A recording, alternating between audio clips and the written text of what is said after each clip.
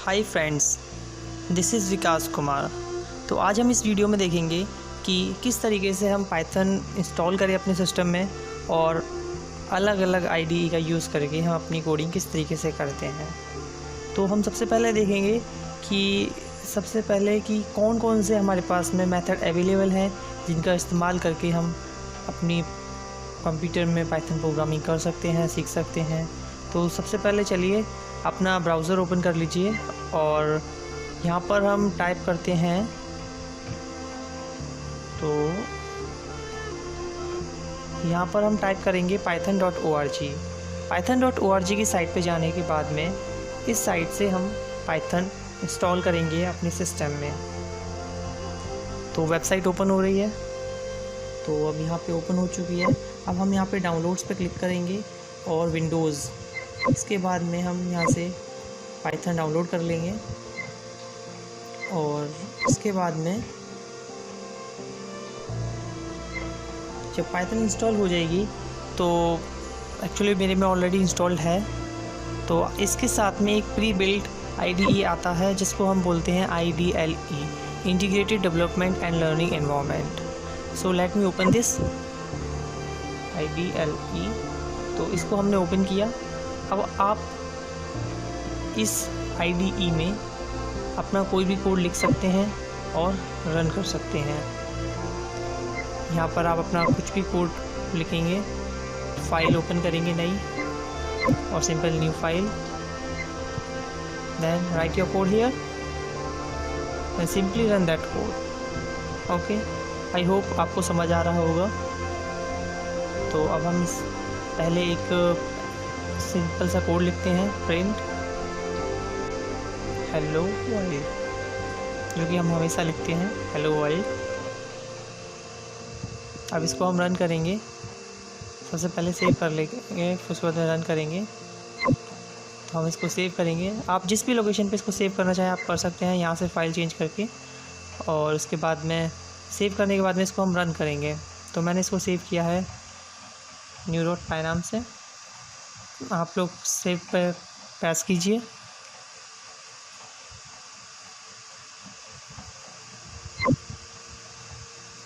और अपना इस प्रोग्राम को हम रन करेंगे, रन मॉड्यूल पर क्लिक करके। तो आप देख सकते हैं मेरे को यहाँ पे आउटपुट मिल चुका है। कोड था, उस कोड को मैंने लिखा, मुझे यहाँ पे अपना आउटपुट मिल गया हेलो वर्ल्ड।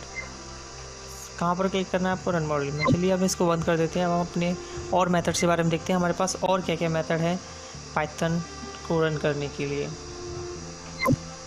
तो अब हम फिर से अपना ब्राउज़र ओपन करेंगे। ब्राउज़र ओपन करने के बाद में हम लोग यहाँ पे सर्च करेंगे जुपिटर नोटबुक। एक पहले न्यू टैब ओपन कर लीजिए। Okay, Jupyter notebook. देखिए फ्रेंड्स, अगर आपके पास में मैक या लिनक्स है तो आप उसके लिए पाइथन इंस्टॉल कीजिए उस python.org से। मैं यहाँ पे विंडोज़ के लिए बता रहा हूँ। आप लोग इसी तरीके से उसके लिए भी इंस्टॉल कर सकते हैं और रन कर सकते हैं।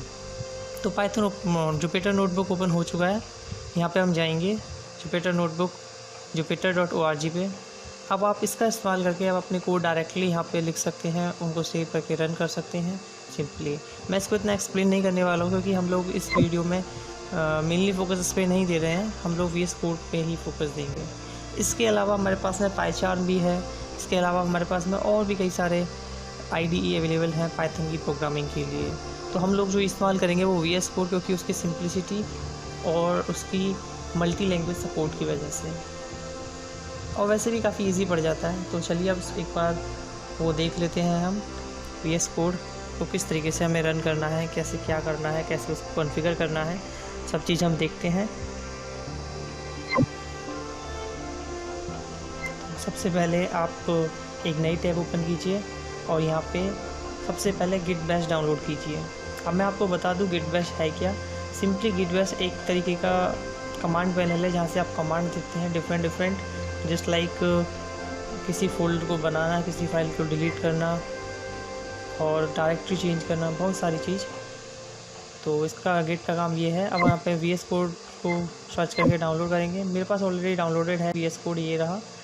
तो सबसे पहले आपको इंस्टॉल कर लेना है VS कोड। उसके बाद में इसको हम ओपन करेंगे। ओपन करने के बाद में वेट करते हैं जब तक ओपन नहीं हो जाता। आप लोग मेरी वीडियोस लगातार देखते रहिए। आगे चल के मैं गिट पर एक पूरी कंप्लीट वीडियो बनाऊंगा जिसमें गिट को अच्छे से एक्सप्लेन किया गया होगा उसकी कमांड्स के साथ में।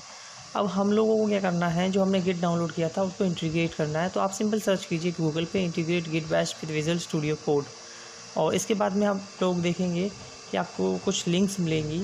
तो उसमें जो सबसे स्टार्टिंग की 1-2 लिंक है, उनमें से आपको पहली वाली जो लिंक है उस पर क्लिक कर देना है। उस पर क्लिक करने के बाद में आपको VS कोड की डॉक्यूमेंटेशन ओपन हो जाएगी। अब आप नीचे देखिए थोड़ा, और आप अपनी विंडोज़ के लिए कॉन्फ़िगरेशन देखिए। तो गिट बैश के लिए आप देख सकते हैं यहाँ पे दे रखी है।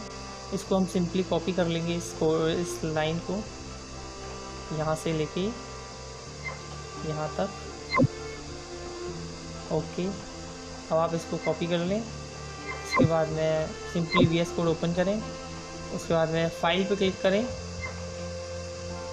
देन प्रेफरेंसेस पे क्लिक करें, देन सेटिंग्स पे क्लिक करें। सेटिंग्स पे क्लिक करने के बाद में आप यहाँ पे मोर एक्शंस पे क्लिक करें और ओपन settings.json फाइल पे क्लिक करके इसको ओपन कर लीजिए। अब आपको जो आपने वहाँ से लाइन कॉपी की थी उसको यहाँ पर पेस्ट करना है इस settings.json फाइल में। तो आप सिंपली देख रहे हैं यहाँ पे ये ऑलरेडी है शेल की कमांड। तो अब हम यहाँ पे अपने गिट को इंटीग्रेट करने के लिए यहाँ पे गिट कमांड हम यहाँ पे एंटर कर देंगे। गिट की जो लिंक थी वो, तो हम यहाँ पे हमने एंटर करेंगे। एंटर करने के बाद में जो है यहाँ से हम लोग देखेंगे, क्योंकि मैं ऑलरेडी कर चुका हूँ, बस मैं आपको एक्सप्लेन कर रहा हूँ कि किस तरीके से करना है। आप लोग कर सकते हैं। अगर कोई प्रॉब्लम आती है तो आप लोग कमेंट्स में पूछ सकते हैं, कोई प्रॉब्लम नहीं है।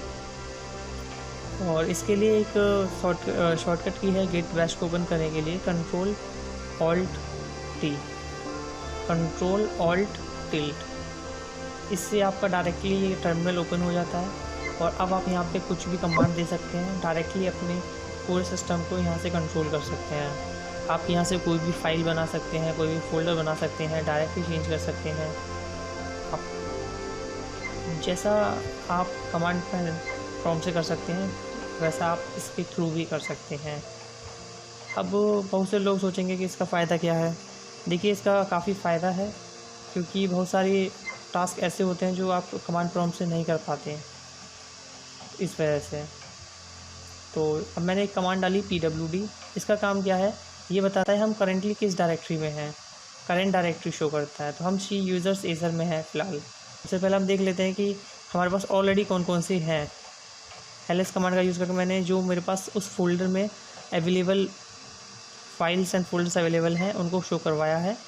अब देखेंगे मेरे पास यहाँ पे पाइथन प्रैक्टिस ऑलरेडी मैंने एक फ़ोल्डर बना रखा है। तो यहाँ पे अब हम इसकी कमांड इसको इस पाथ में मूव करेंगे। किस कमांड का यूज़ करके, cd कमांड का, चेंज डायरेक्टरी। तो इसकी हम डायरेक्टरी चेंज करेंगे। mkdir का यूज़ करके आप डायरेक्टरी बना सकते हैं और cd का यूज़ करके आप डायरेक्टरी चेंज कर सकते हैं। तो मैंने cd पाइथन प्रैक्टिस, तो जब मैं C यूज़र्स एजर पे था तो उस टाइम पे मैं अब आ चुका था उस पर पाइथन प्रैक्टिस पे। अब मैंने ls कमांड का यूज़ किया और देखा है कि जो पाइथन प्रैक्टिस फोल्डर है उसके अंदर मेरे पास कौन कौन से फाइल्स अवेलेबल हैं। तो ls का मैंने यूज़ किया डायरेक्टली hello.py है मेरे पास में। अब मैं एक कमांड रन कर रहा हूँ touch new.py। तो टच का काम होता है आपको एक फ़ाइल जनरेट करके देगा, क्रिएट करके देगा। तो देखिए मैंने touch new.py किया था, पहले hello.py था सिर्फ, और अब मेरे पास में ls कमांड का यूज़ करके मैंने चेक किया तो मेरे पास में hello.py और new.py अवेलेबल है। तो अब मैं एक और कमांड एंटर करूँगा कोड new.py। जो मैंने नई फाइल बनाई उसको कोड कमांड का यूज़ करके उसको रन करूँगा और आप देखेंगे मेरे पास में एक फ़ाइल ओपन हो जाएगी। तो देखिए कोड new.py ऑटोमेटिकली यहाँ पे ओपन हो चुकी है। मैंने कुछ भी नहीं किया, ना ही मैं फ़ाइल पे जाके सेटिंग में चेंज किया, कुछ भी नहीं किया। तो इस तरीके से ये बहुत इजी हो गया मेरे लिए। अब देखेंगे new.py जो फाइल है उसमें कुछ कोड लिखते हैं, प्रिंट हेलो। तो इसको रन करते हैं। तो सिंपल रन करने के लिए आपको करना क्या है, नीचे दोबारा गिट पे आइए, अपने टर्मिनल पे आइए और टर्मिनल पे आके आपको एक छोटी सी कमांड जो है डालनी है, जिससे कि आपका जो है कोड रन हो जाएगा। तो सिंपली आप पाइथन लिखिए, पाइथन 3 लिखिए और उसके बाद में अपनी फ़ाइल का नेम लिखिए। अगर आप VS कोड यूज़ कर रहे हैं और आप विंडो यूज़र हैं तो सिर्फ पाइथन लिखिए। अगर मतलब पाइथन 3 ऑलरेडी इंस्टॉल है आपके सिस्टम में तो आप सिर्फ पाइथन लिखिए, पाइथन new.py, और देखिए आपको यहाँ पे आउटपुट मिल चुका है। तो आप यहाँ तक समझ चुके होंगे कि गिट का क्या काम है, VS कोड का क्या काम है, कैसे हमें फ़ाइल ओपन करनी है, कैसे नई फ़ाइल बनानी है। सब काम शायद आपको इस वीडियो के थ्रू पता चल चुके होंगे। किस तरीके से हमने एक नई फ़ाइल बनाई, नई डायरेक्टरी बनाई या फिर नया सब कुछ चेंज किया। यहाँ से आप टर्मिनल भी चेंज कर सकते हैं। ये जो यहाँ पे 1 बैच लिखा हुआ है, यहाँ से आप टर्मिनल भी चेंज कर सकते हैं, जो टर्मिनल आपको इस्तेमाल करना है। सो आई थिंक आप समझ चुके होंगे किस तरीके से हमें इस पाइथन के VS कोड और गिट को इंटीग्रेट करना है, किस तरीके से और काम करने हैं।